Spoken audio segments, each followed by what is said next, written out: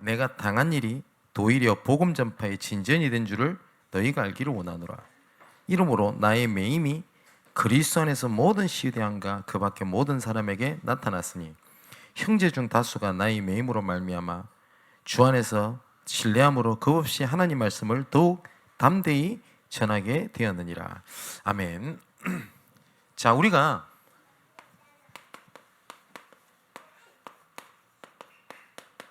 하나님께서 시작하시고 하나님께서 이끄신다, 이걸 보고 언약의 여정이라고 얘기를 합니다.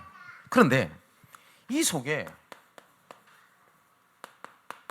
고난이 찾아올 때가 많습니다. 우리가 항상 우리가 붙잡아야 될 기도 제목을 오늘 오전에 우리가 확인을 했죠. 하나님께서 처음부터 시작하셨다, 나를 향한 계획을 가지고. 이것을 보는 망대, 그리고 하나님께서 그리스도의 날까지 이루신다라고 하나님의 인도를 약속하셨습니다. 그 속에 있는 것을 확인하는 걸 보고 하나님의 여정이라고 얘기를 하고요. 그러면 하나님께서 반드시 우리 가는 길에 어떤 사건의 일 속에 하나님께서 복음의 작품을 만들어냅니다. 이때마다 하나님께서 중요한 사건을 일으키시거든요. 이걸 보고 하나님의 이정표라고 얘기를 합니다.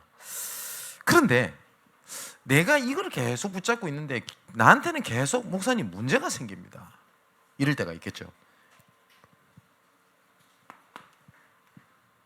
그리고 고난이 찾아올 수 있고요. 그리고 어쩌면 고난이 찾아오는 건 당연하고요. 그리고 반드시 오게 됩니다. 예수님께서 뭐라고 말씀하시냐? 너희가 내 이름으로 말미암아 너희들이 미움을 받게 될 것이다 라고 말씀을 하실 거예요. 또한 나와 함께 고난도 함께 받자 라고도 말씀을 하셨습니다.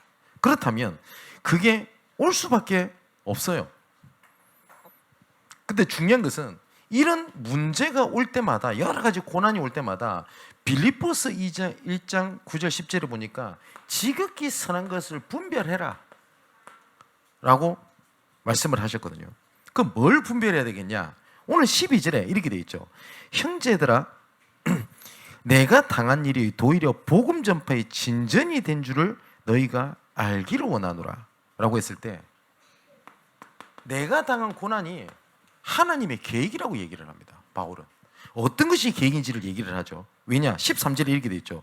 나의 매임이 그리스도 안에서 라고 되어 있습니다. 그러면 바울이 당한 고난을 바울은 뭘 인정하는 거냐면 절대주권입니다. 하나님께서 허락하셨기 때문에 나한테 일어난 일이에요. 이 하나님의 절대주권은, 이 절대라고 하는 단어는 다른 것에 영향을 받지 아니할 때 절대라고 얘기를 하죠. 그래서 하나님을 우리가 절대자라고 표현합니다. 다른 것을 영향을 받거나 아니면 다른 것에 변동이 되거나 무너뜨리거나 할 수 없습니다. 그래서 이 단어는 사실상 우리가 쓸 수 있는 단어가 아닙니다. 그죠? 우리가 뭐 친구한테 잘못했을 때, 아니면 내 자녀가 뭐 잘못했을 때 용서 구할 때 이러죠. 절대 그렇게 해요 이러잖아요. 절대 하긴 뭘 절대 안 그래, 또 그럴 건데. 절대 안 그럴 수 있는 힘이 없어요, 우리에게는. 그죠? 근데 이 절대주권이라는 말은 하나님께서 그 계획을 가지고 그 계획을 이루기 위하여 하나님께서 모든 것을 움직이십니다. 내 실수도 그렇다는 말입니까? 예, 그렇습니다. 저 사람의 실수도 그렇단 말입니까? 그렇습니다. 그러면 내가 실수해도 괜찮다는 말이 아닙니다. 그 모든 것들이 하나님의 절대 계획 속에 있습니다. 나의 매임이 그리스도 안에서, 그리고요 14절에는 보니까 그 어떤 계획이냐? 형제 중 다수가 나의 매임으로 말미암아 주 안에서 신뢰함으로 겁없이 하나님의 말씀을 더욱 전파하게 되었다라고 되어 있습니다. 그러니까 그 절대 주권 속에 하나님께서 절대 계획을 이루시기 위한 방법이었다고 얘기를 하거든요. 오히려 내가 갇힌 것 때문에 오히려 좀 흐리멍텅하게 있던 사람들이 오히려 힘을 내는 거예요. 아, 바울이 감옥 갔단다. 그러면 우리가 일을 해야 될 것이 아니냐. 이런 사람도 일어났고요. 또 15절에 보니까 있죠. 어떤 이들은 투기, 분쟁, 그리고 어떤 이들은 착한 뜻으로 그리스도를 전파한다. 그리고 또 어떤 사람 두 종류가 일어났어요. 바울이 감옥 갔다라는 얘기를 듣고요. 이제 우리가 올바르게 기도해야 되겠다.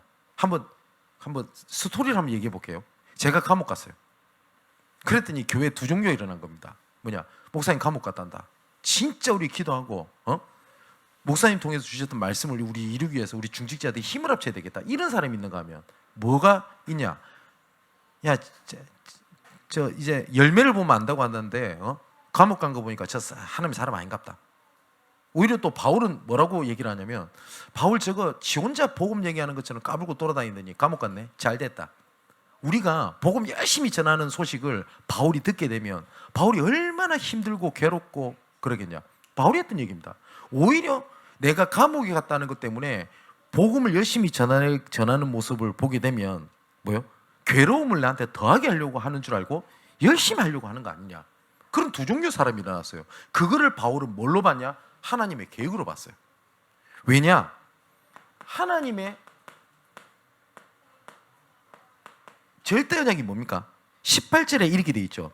그러면 무엇이냐? 거칠이로 하나 참으로 하나 무슨 방도로 하든지 전파되는 것은 그리스도니 이로써 나는 기뻐하고 나는 또 기뻐하리라. 내가 오히려 갇힌 것 때문에 잠자고 있던 사람이 깨어서 복음 전해야 되겠다고 그렇게 했고, 오히려 복음도 잘 안 전하는 사람이 나를 괴롭게 하려고 열심히 그리스도를 얘기한다? 얼마나 감사하냐. 결국은 하나님의 절대 언약이 뭐냐? 그리스도가 전파되는 거 아니냐 하면서 20절 21절에 이렇게 얘기를 하죠. 나의 간절한 기대와 소망을 따라 아무 일이든지 부끄러워하지 아니고 지금도 전과 같이 온전히 담대하여 살든지 죽든지 내 몸에서 그리스도가 존귀되려 하나니 이는 내게 사는 것이 그리스도니 나의 죽음도 유익함이니라. 바울의 하나님께 주신 언약이 뭡니까? 그리스도가 존귀되기 원합니다. 그거잖아요. 그래서 바울이 이 얘기를 하는 겁니다. 이 사람들이 잠자던 사람이 일어나서 복음 전하고 오히려 나를 반대하고 싫어하는 사람들이 나를 괴롭게 하려고 복음 전하는 그 일이 하나님의 절대 언약을 이루는 거 아니냐. 난 그래서 감사하다. 그죠? 보세요. 하나님의 응답을 보는 눈이 다르잖아요. 그죠? 보통 보면은 거의 그 사람의 믿음의 수준, 그 다음에 하나님께서 어떻게 응답하실지를 어떻게 알 수 있냐? 문제, 고난이 오면 알아요. 거의 대부분이. 거의 하나님께서 응답을 어떻게 일을 진행하시냐면 반대쪽에 하나님께서 응답하시고 있는 경우들이 굉장히 많습니다. 그게 고난으로 포장이 돼 있을 뿐이에요. 근데 그게 응답인 경우들이 굉장히 많습니다. 자, 보세요. 요셉, 성경을 예를 들어 보겠습니다. 요셉이 형들에게 미움을 받고 죽임을 당하려고 해서 노예로 팔아먹고, 노예 갔었을 때도 이상한 여자 만나가지고 감옥 가고, 감옥에 갔는데 또 이상한 놈이 또 배신하고 그렇게 됐잖아요. 그죠? 근데 이 모든 것들이 뭐였습니까? 하나님께서 총리로 세워서 하나님의 일을 하시고자 하는 계획이 있는 거예요. 근데 그걸 못 보면, 못 봤는데 요셉이 총리가 됐다. 그건 요셉에게 응답이 아닙니다. 그때부터 요셉에게는 제2의 상처, 제2 문제가 딱 될걸요. 보세요. 형들에 대한 분노. 맞죠? 보디발에 대한 분노. 그리고 감옥에서 나를 배신 때린 그놈. 그죠? 총리가 됐네. 그럼 몇 사람 찾겠죠? 첫 번째, 보디발 찾습니다. 야, 니네 기억하지? 니 마누라 데리고 와봐. 야, 내가 진짜 그랬어, 안 그랬어? 니 왜 거짓말하냐? 맞지요? 근데 요셉은 그렇게 하지 않았거든요. 그렇지 않습니까? 보세요. 관원장, 술 맡던 관원장 안 찾겠어요? 찾습니다. 내가 감옥에 있을 때 너를 내가 기억하고 있다. 오히려 칼불이 날 겁니다. 근데 바울은 뭐라고 하죠? 형들이 나를 팔았다고 해서 놀라지 말고 두려워하지 마소서. 여호와께서 나와 우리 가정을 구원하시기 위하여 나를 앞서서 여호와께서 나를 애굽에 보낸 겁니다. 맞죠? 뭐예요? 그 모든 것을 하나님의 응답이라는 것을 보는 눈이 있었어요. 다른 겁니다. 근데 나중에 야곱과 형들이 와가지고 애굽에서 같이 살게 됩니다. 근데 당연히 아버지 야곱이 나이가 있어 빨리 죽었을 거 아닙니까? 딱 죽고 나니까 이제 형들이 겁이 나는 겁니다. 어떻게 겁이 나냐? 아버지가 있으니까 저 요셉이 우리를 봐줬지. 이제 아버지가 돌아가셨으니까 우리한테 해코지 하는 거 아니냐? 그 염려하고 있는 겁니다. 요셉이 그런 분위기에 있다는 걸 알아요. 그때 요셉이 했던 말이 뭡니까? 내가 여호와를 대신하겠습니까? 뭐예요? 하나님 절대 주권. 모세입니다. 모세가 애굽이라고 하는 어마어마한 상처를 갖고 있습니다. 첫 번째, 원친 부모님한테 버림받았던 그곳 애굽, 맞죠? 그리고 자기가 히브리인인 걸 알고 히브리 민족을 도와주려고 했는데 오히려 히브리 민족에게 배신을 당하죠. 맞죠? 네가 내 재판장 되려고 하냐? 그러면 네 어저께 애굽 사람 쳐 죽인 거 내가 알고 있어. 왜 쳐 죽였는데요? 자기를 도와주려서 그런 거 아닙니까? 배신당했죠. 그리고 어디 갑니까? 광야. 근데 하나님께서 뭐라고 합니까? 애굽으로 가래요. 그 미치고 환장할 노릇 아닙니까? 그 배경 속에서 요 모세가 한 얘기입니까? 보낼 사람 보내세요. 하나님 내 상처 많은 거 몰라요? 그렇게 한 거 아닙니까? 그죠? 그런데 그 애굽에 있었던 모든 것들이 출애굽의 지도자로 하나님께서 하셨던 응답의 준비였지 모세가 상처가 아니라는 걸 알게 됩니다. 맞죠? 똑같습니다. 다윗입니다. 골리앗이 쳐들어왔어요. 모든 이스라엘 백성들은 끝났다라고 봤습니다. 어느 정도까지 끝났냐? 이 골리앗이 겁없이 얘기를 하는 겁니다. 여호와의 이름을 욕을 하면서 야 맞짱 뜨자. 너희들 중에 장군 나와. 만일에 내가 진다. 우리가 너희들이 종이 될 거고 만일에 너희들 졌다. 그럼 너희들 우리 종이 되는 거야. 아무도 못 나갑니다. 그죠? 사실상 끝난 겁니다. 모든 사람은 고난이다 문제라고 할 때 하나님께서는 그 문제를 누구 손에 맡겨요? 골리앗. 하나님께서 다윗 손에 딱 맡깁니다. 맞죠? 보세요. 하나님의 모든 응답은 딱 그렇게 옵니다. 근데 우리가 사실상 고난의 중에 하나님의 계획이 있다라고 하는 거 아멘 하면서 이거를 볼 수 있는 눈이 없어요. 이것이 없다 보니까 계속 쏟는 것이 뭐냐? 요겁니다. 탓. 창세기 3장 문제가 뭐죠? 사단이 개입을 했지만 사단이 개입한 건 맞습니다. 그런데 우리 인간이 하나님을 떠난 겁니다. 맞죠? 창세기 1장 27절 28절에 사단이 존재한 걸 이미 하나님 아셨습니다. 그런데 사단에게 속지 않고 이길 수 있는 힘을 주시지 않았는데 사단이 개입을 해가지고 우리 인간을 하나님을 떠나게 만들었다면 하나님은 죄에 대한 방조자입니다. 그럴 수가 없어요. 그죠? 하나님께서 모든 것을 정복하고 다스리라고 하는 모든 능력 안에 속지 않을 힘을 줘놨거든요. 그런데 하나님을 떠나게 된 겁니다. 누가 지은 거죠? 죄는 우리 인간이 하나님을 떠난 죄입니다. 근데 딱 문제가 생기자마자 이 아담이 뭐라고 얘기를 하죠? 아담아 왜 선악과 먹었냐? 이러니까 어떻게 합니까? 저 여자 때문에요. 근데 사실상 아담은요 하나님을 탓을 했어요. 여호와께서 주신 저 여자가 이랬어요. 그죠? 탓. 하와에게 묻습니다. 너는 왜 먹었냐? 저 뱀이. 그러죠?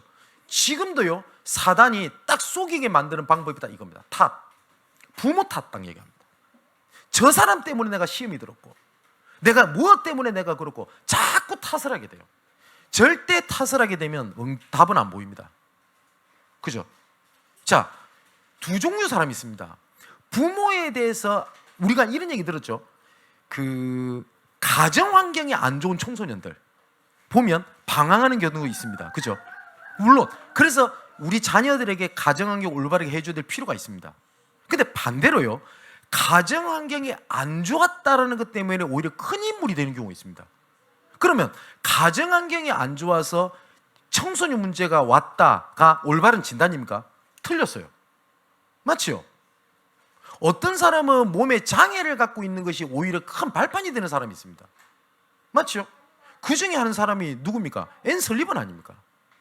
앤 설리번이 정신질환 출신 아닙니까? 그리고 난 다음에 여기에 대한 답을 얻게 돼요.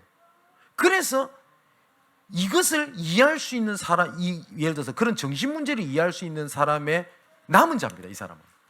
그래서 한 사람을 도운 거예요. 그 사람이 누구죠? 헬렌 켈러 아닙니까? 끝까지 헬렌 켈러를 돕잖아요. 포기하지 않고. 그죠? 그럼 보세요. 내가 가지고 있는 상처가 그 이면에 하나님의 계획으로 보이게 되면 그거는 사람을 살릴 수 있는 발판이고 배경이고 시스템이지 그게 고난이 되지 않습니다. 바울이 그걸 본 거예요. 그러니까 내가 고난이 왔을 때 넘어졌다 할 때 내가 붙잡고 이게 뭔지를 진짜 알 수 있잖아요. 바울은 내가 살든지 죽든지 그리스도가 존귀되기 원한다. 나는 그리스도 이름이 증거되면 된다. 나는 망해도 된다. 맞죠? 그렇기 때문에 그들이 그리스도를 증거한다? 나는 감옥에 있는 거 오히려 응답이야. 이렇게 나온 겁니다. 근데 만일에 어떻게 복음 전하는데 나한테 이럴 수가 있어? 그럼 사실상 바울이 복음 전하는 이면에 뭐가 있죠? 인정, 응답, 축복이 깔려있기 때문에 그 말이 나오는 거 아닙니까? 살든지 죽든지. 자, 두 번째입니다. 하나님의 고난이 보면 고난을 통해서 하나님의 계획을 보는 망대를 세우는 하나님의 응답이 있습니다. 20절에 아까 읽었죠. 나의 간절한 기대와 소망을 따라 아무 일이든지 부끄러워하지 아니하고 지금도 전과 같이 온전히 담대하여 살든지 죽든지 내 몸에서 그리스도가 존귀되게 하라니 이는 내게 사는 것이 그리스도니 죽는 것도 유익함이니라. 자, 하나님께서는요 여러 가지 문제 사건을 통해서 이거 점검하라는 겁니다. 방향, 네가 어떤 방향이 있냐라는 겁니다. 그죠? 여러분, 목사님 저는 계속 문제가 옵니다. 나는 이상하게 계속 무기력해집니다 할 때 뭘 진짜 방향을 회복해야 되냐? 올바른 방향입니다. 그런데 사단은 이거를 어떻게 만드냐? 더욱더 좌절하게 만듭니다.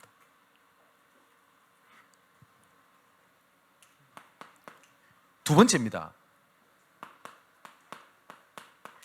고난이 왔을 때 두 번째 점검해야 될 게 있어요. 내가 지금 어떤 흐름 속에 있냐? 틀린 것 속에 있을 때는 진짜 하나님 앞에 회개해야 돼요. 우리 청년 여러분, 그리고 우리 믿는 여러분, 혹시 내가 남들에게 말하지 못하는 죄악 속의 흐름 속에 있는 사람이 있습니까? 그거 끊어내는 것이 하나님의 망대를 세우는 제일 중요한 길입니다. 어쩌면 그렇게 큰 게 아닐 수 있어요. 근데 이것이 하나님의 계획을 이루는데 걸림돌이 될 것 같다. 하나님은 그 문제를 들춥니다. 맞죠? 그리고 진짜 죄가 뭡니까? 성경에서 말하는 죄는 도덕 윤리적인 죄도 죄입니다. 근데 하나님께서 말하는 진짜 근본적인 죄는 하나님과의 관계가 깨진 게 죄입니다. 하나님과 관계가 깨진 게. 근데 내가 예배가 안 되는 흐름에 있다? 그러면 이건 정죄를 말하는 게 아니죠. 그게 하나님 앞에, 그게 뭡니까? 관계가 깨어진 하나님 앞에 죄입니다. 그 흐름 빨리 깨야 돼요. 그리고 내가 죄악이라고 하는 흐름 속에 있는 사람들이 있습니다. 그거 진짜 깨야 됩니다. 그리고 내가 나태라고 하는 흐름 속에 있는 사람이 있습니다. 그거 깨야 돼요. 세 번째, 내 연약함이 드러났다. 이때는 진짜 나를 갱신하는 기회입니다. 그리고 그 고난이 전환점이 될 때가 있습니다. 이거는 하나님 앞에 믿음 갖고 도전할 기회이기도 합니다. 중요한 건 세 번째입니다. 여러분 중에 혹시 복음 때문에 오는 고난이 있을 수도 있습니다. 29절을 보니까 이렇게 돼 있죠. 그리스도를 위하여 너희에게 은혜를 주신 것은 다만 그를 믿을 뿐만 아니라 또 그를 위하여 고난도 함께 받게 하려 하심이라 라고 되어 있습니다. 진짜 그럴 때 있을 겁니다. 내가 정말 복음 때문에 회사에서, 인간관계에서, 가정에서 어려움을 당하는 분들 계실 겁니다. 그런데 성경에는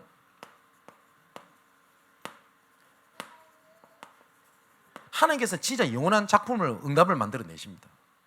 그리고 성경의 증거를 보고 교회사 현장의 증거를 보십시오. 특히 자녀 문제 때문에 고민하시는 분 계실 거 아닙니까? 하나님께서 전도자의 가정을 하나님께서 그냥 두신 적이 없습니다. 그게 하나님의 증거입니다. 진짜 증거입니다. 그래서 믿음은 바라는 것들의 실상이요 보이지 않는 것들의 뭐라고요? 증거니라고 되어 있죠. 그래서 우리에게 말씀을 듣게 하시고 말씀의 흐름을 잡아라고 하는 것은 증거를 잡아라는 겁니다. 맞죠? 제가 몇 번 간증 안 드렸습니까? 저희 집안은 여러 가지 문제가 많았어요. 그래서 항상 기도 제목과 얽매이는 것이 뭐냐? 이걸 못 넘어서는 겁니다.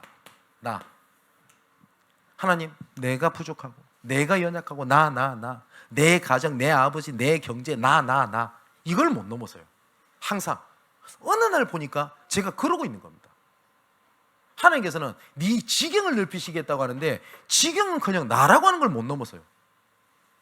어느 날 제가 말씀을 듣다가 이런 생각이 드는 겁니다. 내가 전도자가 맞다면 하나님께서 내 가정을 그냥 두실 리 없다. 맞죠? 내가 전도자가 맞다면 하나님께서 내 경제를 책임지시는 거다.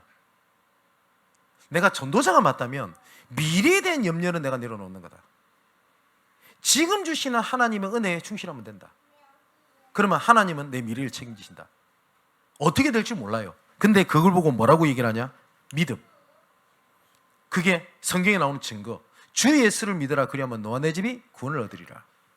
자, 예수님 앞에 맹인된 애를 데리고 왔습니다. 많은 사람이 이렇게 얘기를 합니다. 예수님, 얘 죄 때문에 애가 이렇게 문제가 있습니까? 고난을 받았습니까? 아니 뭐 부모 죄 때문에 애가 이렇습니까? 그때 예수님이 하신 말씀입니다. 걔의 잘못도 아니고 부모의 잘못도 아니라 하나님께서 그 여자애를 향한 뭐고요? 계획이 있다. 그거 아닙니까? 그래. 그전에는 항상 뭐였냐면 내 탓을 했어요. 그래, 내가 부족하니까 그렇지. 내가 연약하니까 그렇지. 내가 이래서 그렇지. 내가 이래서. 항상 이거였어요. 저는 좀 착했어요. 그러니까 남 탓은 안 했어. 내 탓을 했지. 맨날 내 탓이요. 내가 부족하고 뭐 나를 못 넘어서요. 그런데 성경에서는 뭐라고요? 내가 아니라 전체를 살리는 언약 속에 교회, 현장의 모든 것. 그게 맞다면 전체를 살리는 전도자가 맞다? 하나님께서 나를 그냥 두시는 거다. 그냥 두실 리 없다. 이게 하나님 증인입니다. 그 이후로 뭐 건강이 좀 어때서 걱정이 되고 이런 거 없어요. 예. 그래서 뭐 조금 뭐 안 좋은 얘기 들었다. 그러면 관리는 합니다. 근데 염려는 하지 않습니다. 이거 하나님 증인입니다. 기도한 적이 없어요. 정말로 그 이후로 제 가정에 하나님 복을 주시고 우리 아버지가 어떻고 진짜 저는 기도한 적이 없어요. 이거 하나님 증인입니다. 근데 하나님께서는 정말 약속하신 증거대로 말씀대로 하나님께서 이루셨습니다. 증거를 주시겠다는 말은 나를 증인 삼으시겠다는 거지 않습니까? 마지막 결론 겸 우리 청년들에게 우리 말씀을 같이 나누려고 합니다. 27절을 보니까 그 뭐예요? 오직 너희는 그리스도의 복음에 합당하게 생활하라 라고 되어 있습니다. 복음에 합당한 삶을 말씀을 하셨습니다. 22절에서 26절까지 보니까요, 이렇게 되어 있죠. 나는 육신으로 지금 살아가는 것이 하나님의 계획인데 내가 무엇을 택할지는 나는 모르겠다. 바울이 얘기를 합니다. 그 바울은 뭐라고 얘기를 하냐면 내가 세상을 떠나서 하나님과 함께 있는 것이 훨씬 더 좋은 일이라고 알고 있어. 이런 거 있지 않습니까? 아유, 더러운 세상 그냥 나 천국 가는 게 훨씬 낫지. 이런 얘기 진짜 많이 듣죠. 예. 근데 바울도 그 얘기를 해요. 내가 육신을 떠나서 천국 가는 게 훨씬 낫다. 그런데 하나님의 계획을 이루기 위한 것에 더 유익하기 때문에 하나님께서 이렇게 하신 거 아니냐. 그리고 하나님의 계획을 보고 믿음의 성장을 위해서 함께 살아가는 것이 기쁨과 감사한 것이다. 바울은 복음의 삶을 뭐라냐면 하나님께서 인도하신다는 믿음입니다. 바울이 오늘 분명히 얘기하죠. 내가 무엇을 택할는지 나는 알지를 못한다라고 얘기를 했어요. 그런데 우리는 자꾸 뭘 하려고 하냐면요, 자꾸 깨달았다고 얘기를 합니다. 깨달아야 된다고 생각합니다. 그럼 깨닫는 게 틀렸다는 게 아닙니다. 깨닫고 믿는 것이 아니고요, 깨달음이 아닌 하나님은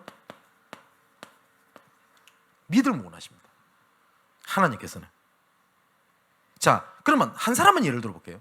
아브라함이 창세기 12장 1절에 3절에 보니까 복의 근원으로 부르시면서 내게 지시할 땅으로 가라 라고 말씀하셨어요. 근데 단 한 가지입니다. 가 였어요. 가라, 뭐 해줄게, 어떤 계획이 있다, 아무 말씀 안 하셨어요. 가. 그랬더니 4절은 뭐라고 돼 있죠? 이에 아브라함이 여호와의 말씀을 따라갔고 라고 돼 있습니다. 이 아브라함을 두고요, 히브리서 저자는 이렇게 얘기를 해요. 히브리서 11장 8절에 믿음으로 아브라함은 부르심을 받았을 때에 순종하여 장래 유업으로 받을 땅에 나아갈새 갈 바를 알지 못하고 갔으며라고 돼 있어요. 뭘로 갔다고요? 믿음으로 갔다고 돼 있습니다. 자, 그러면 내가 하나님의 망대를 세워야 되겠다. 망대가 뭐냐? 깨달았다. 그거 중요한 거 아닙니다. 하나님께서 나를 향한 계획이 있다라는 믿음 갖고 가는 겁니다. 그러면 하나님께서 이끌어 가십니다. 필요한 부분을 깨닫게 하십니다. 예, 깨닫는 것도 중요합니다. 우리가 성경을 깨달아야 된다. 깨닫는 것도 중요합니다. 그런데 사실상 성경 66권을 완벽하게 깨달을 수 있습니까? 우리가? 모릅니다. 여러분, 성도들이가 잘 모르시죠? 목회자들끼리는요, 신학 색깔이 안 맞잖아요. 절대 친구가 안 돼요. 이해 안 되죠? 예, 그래서 목회자들끼리는요, 같은 교단의 목회자가 아닌 이상 강단을 서로 교류하지 않습니다. 왜냐? 색깔이 달라요. 방향이 좀 달라요. 그 차이도 없어요. 그 중에 하나는 뭡니까? 뭐지? 세례냐? 물에 집어넣어야 되냐? 침례냐? 물에 집어넣어도 되고 안 넣어도 돼요. 그죠? 근데 그것 때문에 교단 갈라서가 절대 교류하지 않습니다. 또 침례 교단에서는 사도신경을 사실상 인정하지 않습니다. 장로교를 중심으로 해서 사도신경을 우리가 고백을 하거든요. 왜냐니까 이 침례교 사람들은 되게 보수적이에요. 사도신경이 성경에 어디 나와 있냐 이렇게 나온 거예요. 그 말 틀린 말 아니거든요. 정확하게 말하면 이게 사도들의 고백이다라고 볼 수가 없어요. 왜냐? 사도들이 했던 고백이 아닙니다. 나중에 우리가 후대에 사도들이 이런 신앙의 고백을 가지고 있었다라고 정리를 해놓은 거거든요. 그죠? 그럼 이거 보고 그 침례교는 아예 대놓고 이거 틀렸어 라고 얘기를 하는 거고, 장로교단에는 이거 고백 제대로 안 하면 이거 이단이야 이거 이런 식으로 나온 거예요. 그래서 한때 사도신경을 고백을 하지 않으면 이단의 그 판단에 척도이기도 했어요. 한국교회가 정말로 실제로. 네. 그래서 저희 교회 처음에 교회 세워졌을 때 저 사도신경 안 했거든요. 왜 안 했냐? 저는 침례 쪽이냐 그런 건 아닙니다만은 그냥 거칠에 갔던 이런 것들을 안 했어요. 그랬더니 나중에 성도들이 조금씩 느니까 사도신경 안 하는 거에 약간 의구심과 시비를 거는 사람들이 나타나기 시작했습니다. 그래서 한 겁니다. 그게 맞고 틀리고 할 수는 없잖아요. 자, 깨닫는 겁니까? 아닙니다. 믿음입니다. 그리고 하나님의 응답은, 하나님께서 인도하신다는 것은 응답이 이루어지길 원하시는 게 아니라 하나님의 계획이 이루어지는 겁니다. 맞죠? 여러분, 내 믿음이 내한테 응답이 오는 걸 이루어지는 겁니까? 아니면 하나님의 계획이 이루어지는 겁니까?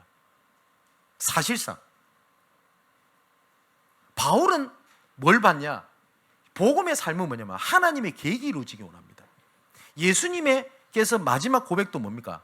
예수님께서 그 십자가 지시기 전에 마지막 고백이 뭐였죠? 하나님, 이 십자가의 잔을 나에게 옮기시옵소서. 왜냐? 예수님은 완전한 인간으로, 완전한 하나님이시지만 완전한 인간으로 오셨거든요. 이 십자가의 고통과 이 십자가의 참혹함과 비참함을 예수님 알아요. 우린 십자가 이러니까 죽었다 생각하는데 그때에 가장 짐승봐도 못한 진짜 흉악한 죄인에게 짊어지는 게 십자가입니다. 근데 하나님이 그 고통과 그 짊어져요. 그래서 예수님이 하신 말씀입니다. 이 잔을 내게서 옮기시옵소서. 그러나 내 뜻대로 마시고 아버지 뜻대로 없어서. 주기도문에도 뭐라고 되어 있습니까?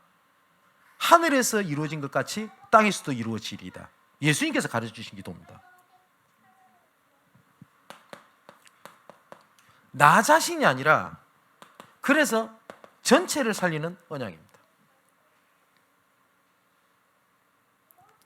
그리고 오늘 본문에 27절 28절에 이렇게 되어 있죠. 오직 너희는 그리스도의 복음에 합당하게 생활해라.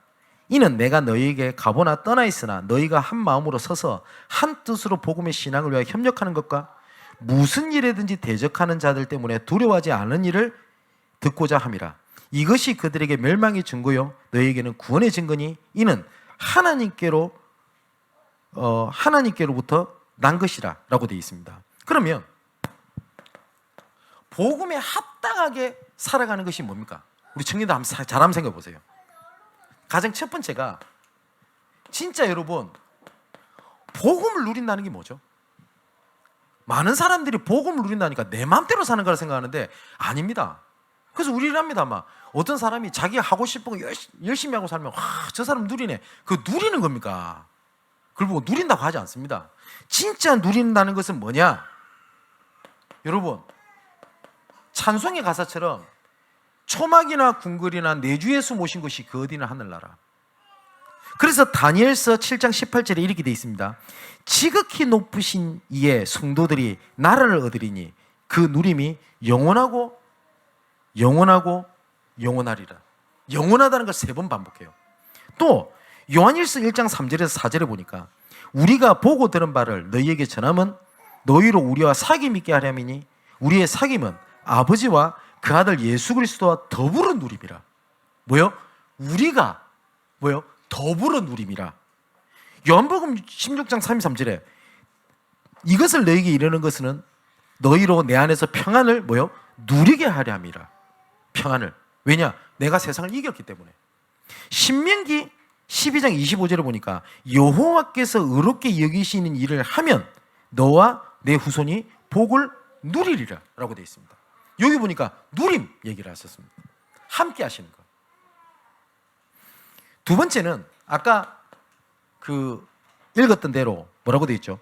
너희가 한 마음으로 서서 한 뜻으로 복음의 신앙을 위하여 협력하는 것과 복음에 대해서 협력하는 겁니다. 여러분 복음은요 판단 정죄가 아니에요. 너는 깨달았고 못 깨달았다가 아니에요.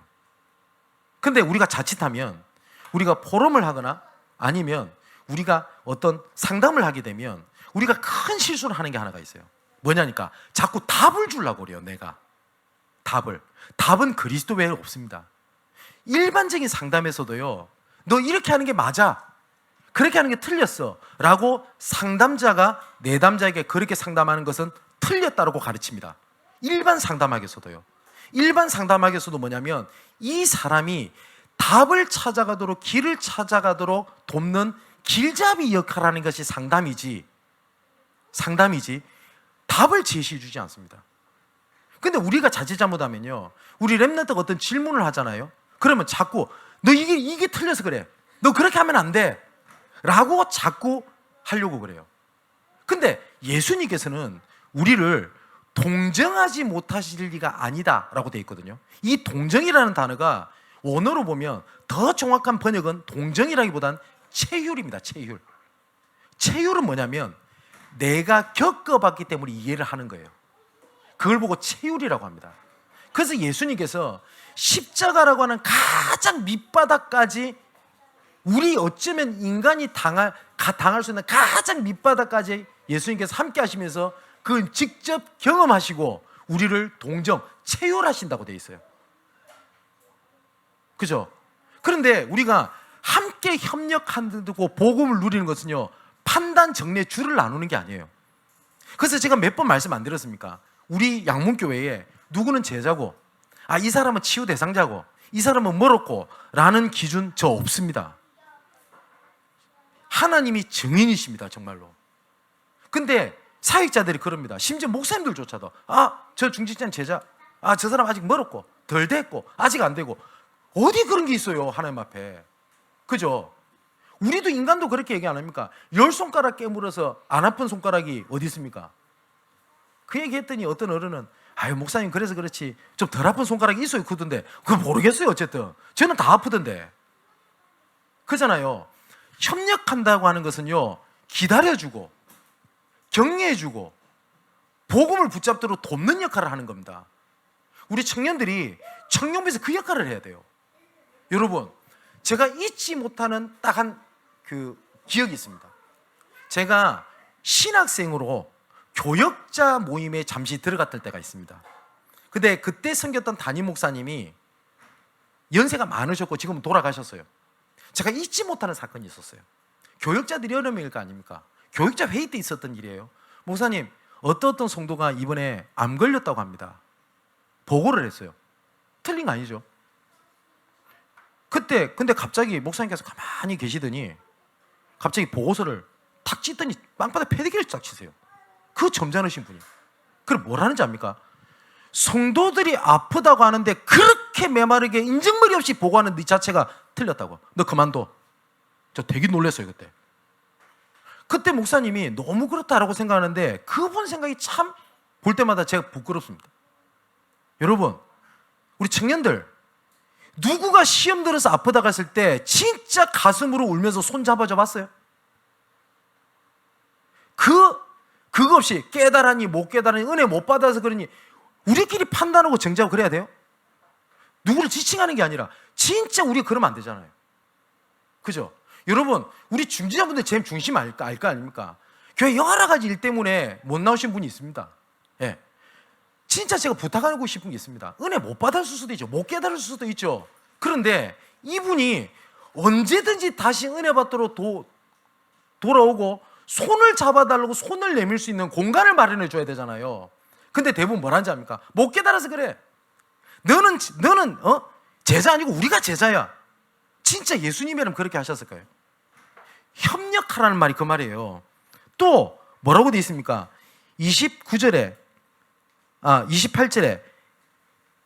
이것들이 그들에게는 멸망의 증거요 너희에게는 구원의 증거라 라고 되어 있지 않습니까?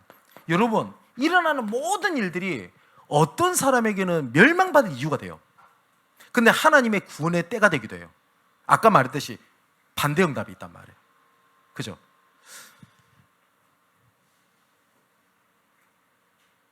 자, 마지막 이제 결론 중에 결론입니다. 29절에 이렇게 되어 있죠. 그리스도를 위하여 너희에게 은혜를 주신 것은 그리스도를 위하여 고난도 받게 하려 함이라. 예수님께서 하나님께서 하신 말씀입니다. 내가 너한테 은혜를 줬잖아. 고난도 같이 받게 하는 거야. 이렇게 말씀을 하셨어요. 복음 위해서 살았으면 복음 위해서 죽을 수도 있다. 그게 성경에서 말하는 복음입니다. 맞죠? 제가 저는 원래 청소년사역자 출신입니다. 한 가지만 포럼하고 마치려고 합니다. 뭐냐니까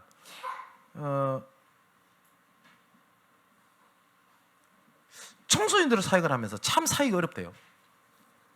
그 애들끼리도 서로 얘기합니다. 지금 사실상요, 나중에 기회가 되면 우리 중학생, 고등학생들을 조금 따로 분리해서 도울 필요도 있지 않나 라는 생각이 드는 것이, 중학교랑 고등학교랑 애들요 문화 차이가 하늘과 땅 차이입니다. 정서가 달라요. 애들이 너무 힘든 거예요.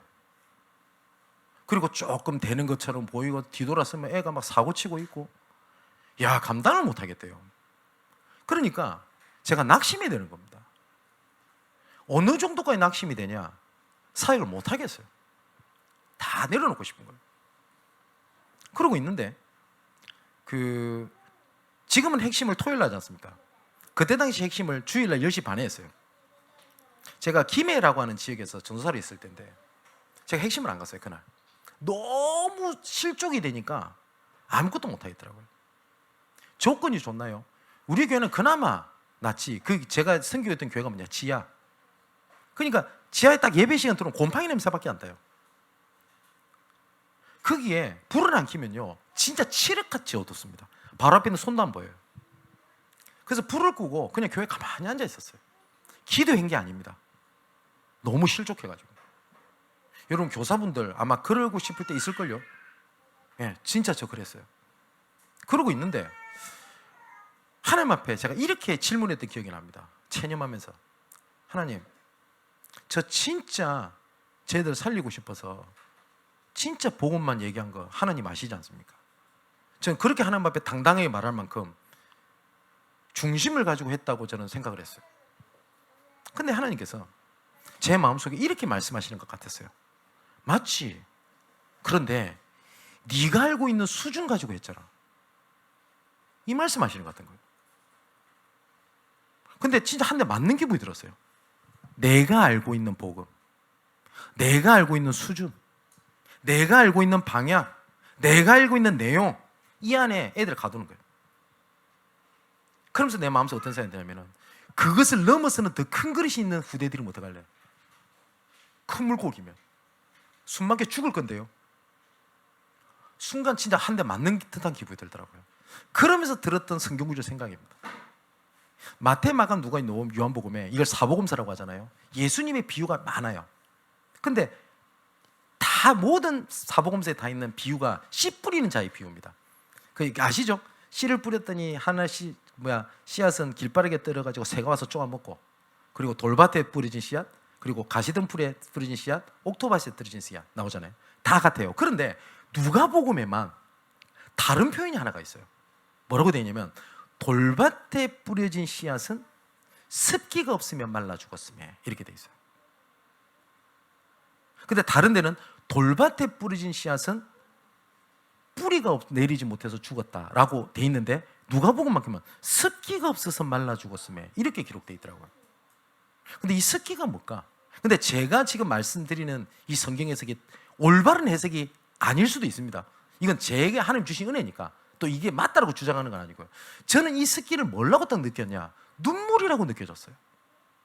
그때 제가 하나님 앞에 이렇게 질문해 봤어요. 내가 담당하고 있는 애들을 위해서 내가 얼마나 울어봤지, 하나님 앞에? 그 질문을 했을 때 하나님 앞에 너무 부끄러웠어요. 저는 이것도 당당하게 지금 말할 수 있는 자격이 안 된다고 저는 하나님 앞에 정말 부끄러운 마음으로 얘기합니다. 그래서 우리 장로님들한테 말씀드린 겁니다. 2024년 때 기도의 등불을 끊이지 않게 해라. 여러분, 우리 청년들 어떻게 살리겠냐 할 때, 여러분, 습기가 없어 말라 죽었으면, 그걸 반대로 말하면 뭔지 압니까? 그 습기가 있으면 뿌리를 내릴 수도 있었다라는 말이죠. 반대로 말하면. 그죠? 여러분, 교회에 뿌리를 내리지 못해서 습기가 없어서 말라 죽는 그런 씨앗이 많습니다. 품어주십시오. 살려주십시오.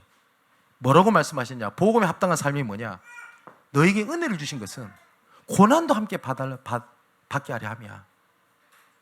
성숙한 어른들은 어떻게 하죠? 부모님한테 받은 것을 어떻게 합니까? 돌려드리려고 하죠.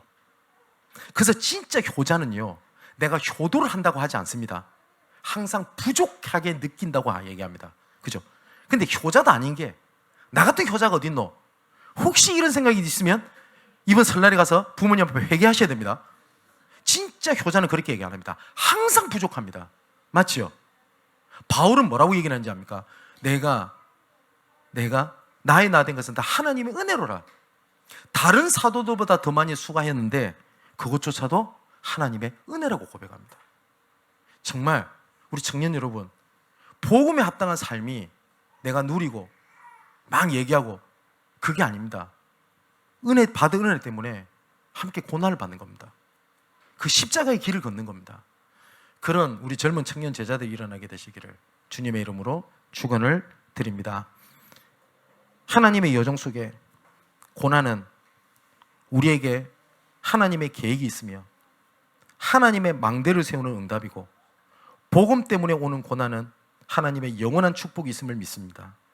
아버지 하나님, 복음에 합당한 삶이 내가 원하고 내가 누리고 내가 행복한 것이 아니라 받은 은혜 때문에 예수 그리스도의 고난도 함께 받을 수 있고, 죽어가는 영혼들을 위해서 함께 울 수 있으며, 살리기 위하여 희생할 수 있고 수용할 수 있고 초월할 수 있는 것임을 믿습니다.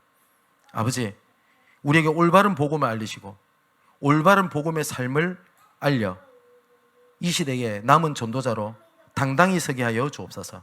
살아계신 예수 그리스도 이름으로 기도합나이다. 아멘. 예.